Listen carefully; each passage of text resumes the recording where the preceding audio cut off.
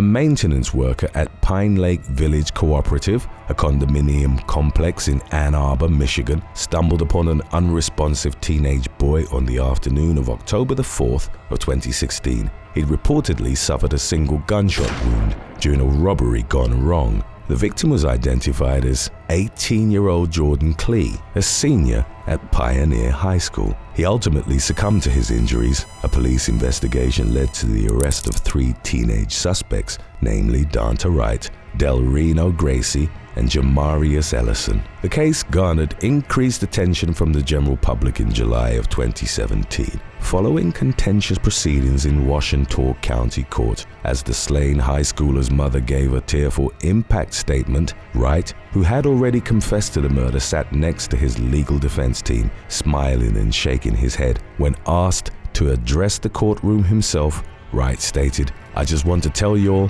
I'll be home soon. I love my family." The teen's smug, remorseless disposition was admonished by Washington County Trial Court Judge David S. Schwartz. The latter threatened to reject the plea deal that had been reached with the prosecution, which would have seen Wright in prison for anywhere between 23 and 50 years. Schwartz warned, "I'm very tempted to just say I'm not going to accept this sentence in agreement and we'll go to trial. And if you're convicted of felony murder, you'll go to prison for the rest of your life." During a brief recess, the victim's family reportedly requested that the case not go to trial so that they could move forward from the tragedy. In the end, the plea deal was honored and Wright was sentenced to the agreed-upon prison term. The following year, his 2 co-defendants pleaded guilty and were each sentenced to 15 to 40 years behind bars. Number 7. Derek Cunningham. Back in 2013, contractor J.P. Shelley was fatally shot in the face during a robbery in Memphis, Tennessee. At the time of the incident, the victim had been with a co-worker at a vacant house in Parkway Village. In 2017, Derek Cunningham, the man who was eventually convicted for the murder, began flaunting his incarceration on social media, which greatly distressed Shelley's widow, Beverly, and her children. After pleading guilty to second-degree murder and receiving a 30-year sentence as punishment, Cunningham, using the alias Crim Munhay, started posting images from inside his prison cell, throwing up gang signs and using hashtags like #FreeMe in his captions. Beverly expressed disgust at Cunningham's online behavior, which she said had opened her eyes to gang life in Memphis. Despite regulations prohibiting inmates from accessing social media, Cunningham's posts continued. Officials stated that possessing electronic devices in prison is a serious offense. Beverly condemned Cunningham's lack of remorse and highlighted her struggle to find justice for her husband. Number 6. Luis Enrique Monroy Bracamontes. On October the 24th of 2014 in Sacramento, California's Arden Arcade neighborhood, Luis Enrique Monroy Bracamontes gunned down a police officer. Bracamontes, a 44-year-old who was previously deported twice as an illegal immigrant, then continued his rampage by carjacking multiple vehicles, gravely injuring a civilian driver. When pursued by officers near the city of Auburn, he fired at them, killing a sheriff's deputy and critically injuring another. Following an extensive manhunt, Bracamontes was apprehended and charged with offenses that included murder, attempted murder, and carjacking. The ensuing legal proceedings lasted about 4 years, partly due to Bracamontes' repeated courtroom outbursts, where he threatened further violence against law enforcement and verbally attacked the deceased officer's relatives. The trial concluded on March the 27th of 2018, with the jury unanimously convicting Bracamontes on all charges, recommending the death penalty. Upon hearing the verdict, Bracamontes callously grinned and chuckled in what many viewed as a display of disrespect towards the victims. The following month, Sacramento Superior Court Judge Steve White formally sentenced him to death. Number 5. Rex Howman. Rex Howman, a 59-year-old architect from Manhattan, faced allegations in the Long Island serial killer case, charged with 3 of the 4 known Gilgo Beach 4 murders, which had long been left unsolved. The man was arrested in July of 2023 in connection with the infamous cold case. Court documents reveal that Howman allegedly contacted Melissa Barthelemi's family multiple times between July and August of 2009 and confessed to assaulting and killing her. Barthelemy, a 24-year-old from Western New York and a suspected escort, disappeared in July of that year. Her phone activity linked her to Babylon, close to where her body was found in December of 2010, alongside the bodies of Megan Waterman, Amber Costello, and Maureen Brainard Barnes. Suffolk County DA Raymond Tierney noted that there were similarities between the victims' professions as well as the crime scenes left behind by the perpetrator. Despite having taunted the victims' families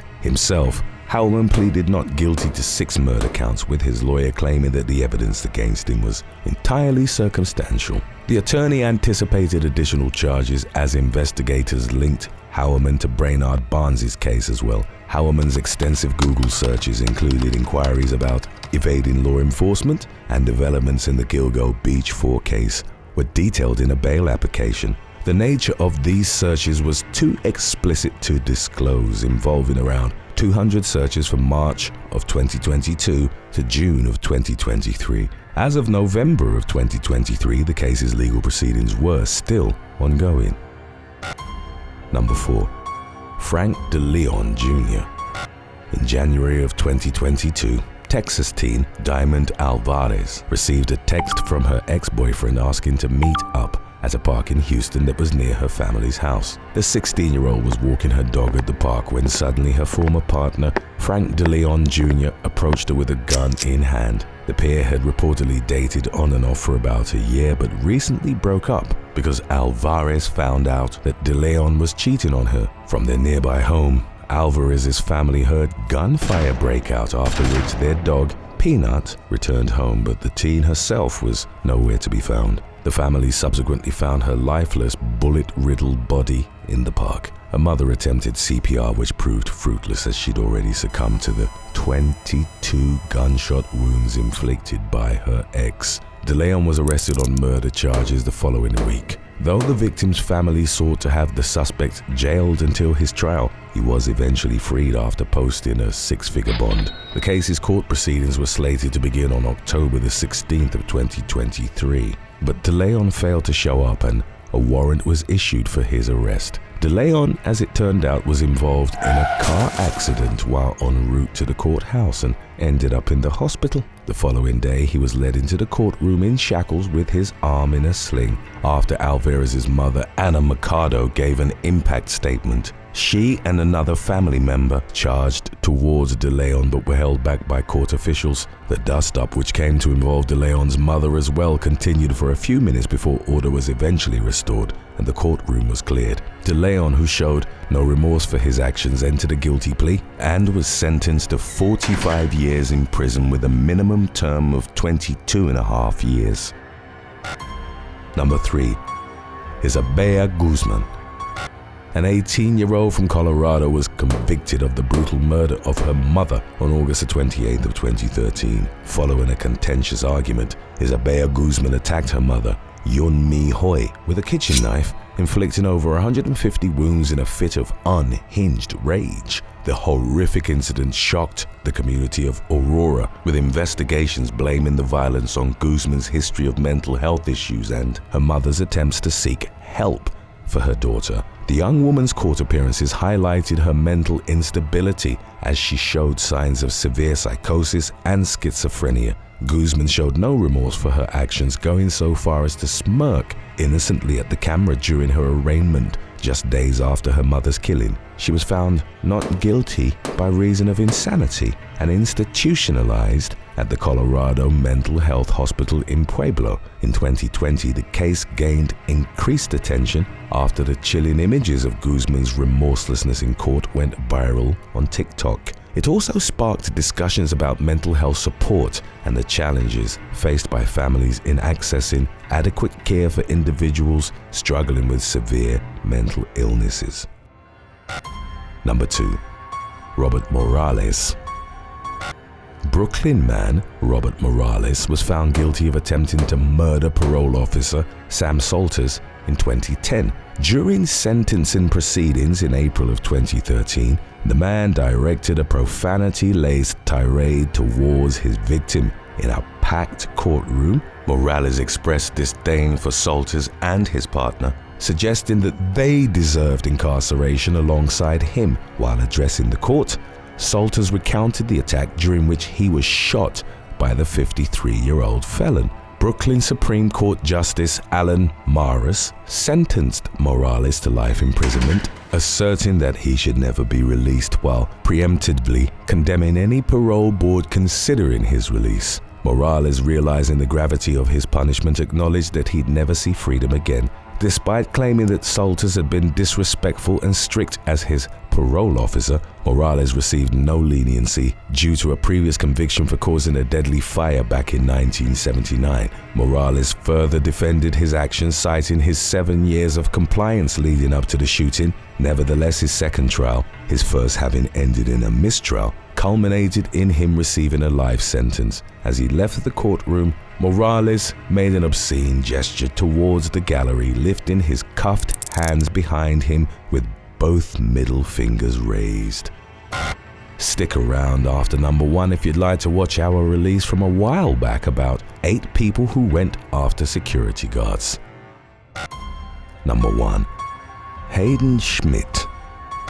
Early on the morning of February the 17th of 2022, Sergeant Jake McMahon with the Adams County Sheriff's Department in Illinois noticed something suspicious while patrolling the Gross Gables neighborhood in Quincy. As he passed the house located at 3219 Gross Gables, the officer observed that the overhead garage door was open. A car typically at the residence was missing, and an inner door from the garage into the house was open. McMahon was unable to make contact with anyone inside the home and promptly called for backup. Law enforcement subsequently entered the home, where they found 67-year-old Robert Schmidt face down in a pool of blood in the basement. The victim's 15-year-old grandson Hayden was immediately considered a suspect, according to subsequent reports. Officers drove to where the teen lived, where they discovered the vehicle missing from the victim's garage. During an interview with police, Hayden revealed that he'd broken into his grandfather's house that morning to steal guns. Robert came upon his grandson in the basement, at which point he was knocked to the ground by the teenager. Hayden then beat the older man to a bloody pulp and left him for dead. During the resulting trial in March of 2023, the teen was stoic and emotionless as his relatives delivered passionate impact statements. Hayden's father fought through tears as he addressed his son directly, stating, "I am extremely hurt and angry with your actions, Hayden. As hard as it is for me to do, I have to forgive you and I still love you." As part of a plea bargain, Hayden was sentenced to 27 years in prison. Number 8. Anthony Fraser. On the evening of April the 18th of 2022, security guard Anthony Fraser arrived early for his shift at an American Seafood and Wings in Atlanta, Georgia. As shown by CCTV footage, 30-year-old Fraser exited his SUV and then tried to light up a cigarette. Simultaneously, a man wearing a face mask approached him from behind. Fraser couldn't see what he was doing, but the security cameras caught him discreetly pulling out a handgun. Moments later, he shot the security guard in the back of the head. The suspect searched him and took his service weapon as well as other unspecified items before walking away.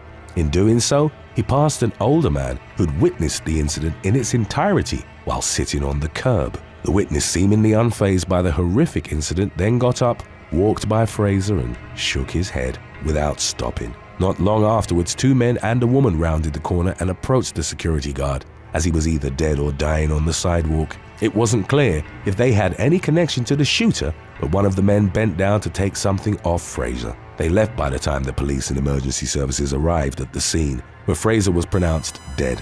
Upon reviewing the footage, the police sought to question the witness and the passing trio, while the gunman was identified as career criminal Stanley Henderson, aged 30. A few days after the incident, officers tracked him to an urban encampment not far from the restaurant. They chased him through nearby woods with a canine unit, and one officer was non-fatally injured before Henderson was apprehended. The man was charged with 1 count of felony murder and 2 counts of aggravated assault, while officials noted that robbery was the main reason behind the shooting. Number 7. Calvin Munnerlyn. 45-year-old Michigan woman Charmel Teague was denied entry to a Family Dollar store in Flint because her daughter, Bria Bishop, wasn't wearing a face mask, as mandated by executive orders to stop the spread of COVID-19. Enraged, Charmel then started yelling at the security guard, 43-year-old Calvin Munnerlin, and spat on him. The latter reportedly responded by pushing her. She then contacted her husband Larry and her son, 23-year-old Remorseless Bishop. Not long after the initial incident, Larry went to the store and asked to speak with the security guard. Munnerlin tried to de-escalate the situation, but a masked assailant, later identified as Remorseless, walked up behind him and shot him once in the back of the head.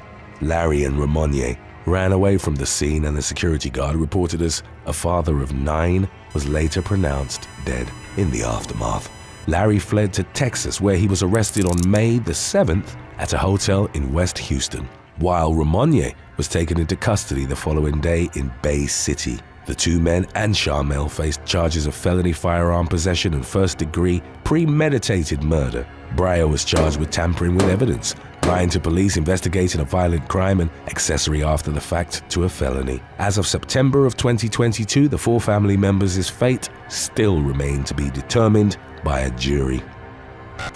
Number 6. Incident in Greer. In the summer of 2016, law enforcement in Greer, South Carolina, released surveillance photos and asked for the public's help in identifying a shoplifting suspect. The woman, who remained unnamed as of subsequent information, was accused of trying to pepper spray a loss prevention officer when she was caught stealing. The incident took place at a Target on July the 2nd. The officer approached the woman after seeing her filling her purse with clothes and sunglasses from the store. She initially appeared willing to talk to him before pulling out a can of pepper spray. She tried to discharge it at the officer and then took off running, dropping her purse in the process. The suspect, believed to be aged between 18 and 25, fled in a white Dodge Nitro, and store staff subsequently recovered 12 articles of clothing and 2 pairs of sunglasses, totaling $231 from her purse. The loss prevention officer denied medical assistance in the aftermath. Number 5. Natasha Lawson.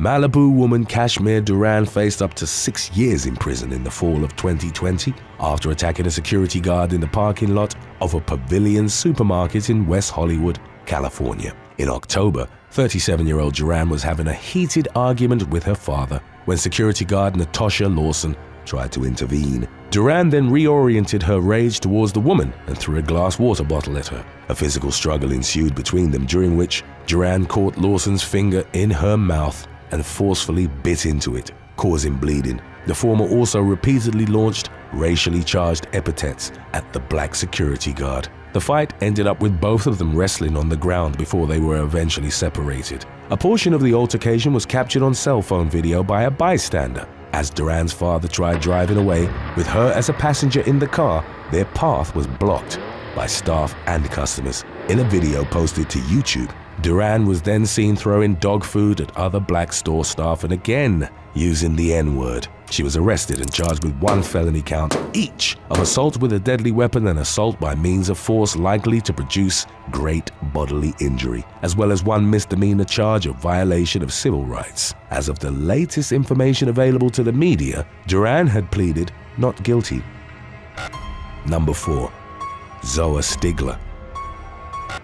At around 2 a.m. on May the 12th of 2017, an inebriated man collapsed near the front door of the 30 North Franklin condos in Chicago. Zoa Stigler, who'd been working security at the building for several months, went outside with a mop and bucket to clean up after he'd vomited on the sidewalk. The 46-year-old had initially offered to call for help before telling the stranger, who in the meantime had gotten to his feet, he couldn't remain in the area. What followed was captured on the building's high-resolution security cameras. The man, later identified as 23-year-old Portage Park resident Matthew DeLeon, was soon joined by 3 companions. He refused to leave and then threw a water bottle at Stigler. The security guard moved towards DeLeon, at which point he punched her in the face, sending her staggering backwards into the bucket. His friends, 2 women and 1 man, didn't intervene and they all walked away. The punch left Stigler with a fractured bone underneath her eye and a broken bone above the bridge of her nose. The security guard was treated at a hospital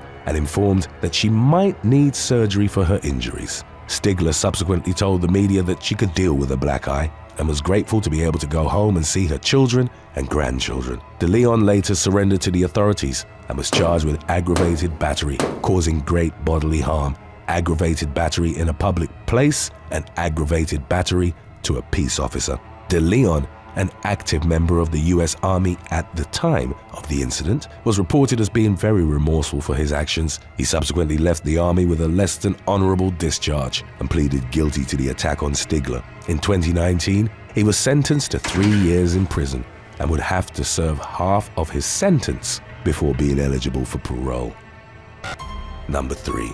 Douglas Rollman and Gina Peccia shoplifting incident. A duo faced multiple charges in connection to an attack on a security guard at a Macy's in Danbury, Connecticut. In June of 2016, Douglas Rollman and Gina Peccia, both in their 20s and from New York, were observed trying to shoplift items from the store. Law enforcement was alerted, but before they arrived at the scene, the store's security guard, whose identity wasn't released, tried to handcuff Rollman. It was then that Peccia became aggressive and tried to strangle the guard. In the ensuing struggle, Rollman kicked him in the abdomen before he and his accomplice fled. The police caught up with them in the parking lot, where they found Rollman still wearing the cuffs on one of his wrists and with a stolen pair of men's jeans worth less than $50 in his possession. The couple were taken into custody and each charged with several counts of robbery, larceny, and assault, with an added third-degree strangulation charge for Peccia. Number 2. Delante Maxi. In September of 2022, the authorities in Houston, Texas, released surveillance photos and asked for the public's help in identifying a murder suspect. On the morning of September the 14th, the man had gotten into an argument with 32-year-old Delante Maxi, who was working security at Club Onyx. Maxi had followed in his father's footsteps and, after amassing a decade in experience as a guard, was working towards starting his own security company. He and the suspect exchanged words, during which the latter flashed a gun but didn't fire it before leaving in a Jeep Trackhawk. Moments later, the SUV returned to the club. As Maxi approached the vehicle, he was shot, sustaining critical injuries to which he succumbed in a local hospital. Less than a week after the fatal shooting, the security guard's grieving family pleaded with the suspect to surrender to the police. Maxi's sister addressed the man through the media to say, "You could have just left like it did. You could have just kept going." Number 1. Morgan Hickman attack. In August of 2022, Morgan Hickman of West Palm Beach, Florida, walked out the front doors of the Boca Regional Hospital. Staff then requested that a security guard go outside and ask her to return. The unnamed man found her talking to a construction worker, whom she'd asked for a cigarette. When the guard told 23-year-old Hickman that the nursing staff was ready for her, the woman screamed that she wouldn't move until she got a cigarette. Then, as she and the guard were standing close to each other, she suddenly threw a punch at him. They went to the ground, but the man was able to control Hickman and bring her to her feet.